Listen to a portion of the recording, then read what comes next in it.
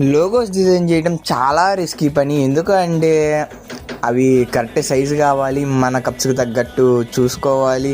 అంటే మళ్ళీ నన్ను నమ్మి నాకు ఇచ్చిన వాళ్ళకి నచ్చిద్దో లేదో చూసుకోవాలి. ఇలా చాలా ఉంటాయి. నేను స్టాల్ తీసేసాను, ఓకే, నేను ఫెయిల్ ఏం కాదు, నేను పడ్డాను, మళ్ళీ లేస్తాను, అది పెద్ద ఇష్యూనే కాదు నాకు. బట్ నేను గ్యాదర్ చేసిన ఇన్ఫర్మేషన్ చాలా మందికి యూజ్ అవుతుంది. స్టిక్కర్స్ ఎలా చేయాలి, ఆ స్టిక్కర్స్ ఏ సైజు కావాలి మనకి, మన గ్లాసెస్ ఎక్కడ దొరుకుతాయి, మనం ఎలా వేరే వాళ్ళకి కొరియర్ చేయాలి, మనం ఎలా మనకున్న నాలెడ్జ్ని వేరే వాళ్ళకి పంచాలి, ఇలా చాలా నేర్చుకున్నాను. చాలా మందికి షేర్ చేస్తున్నాను, చాలా మందితో మాట్లాడుతున్నాను.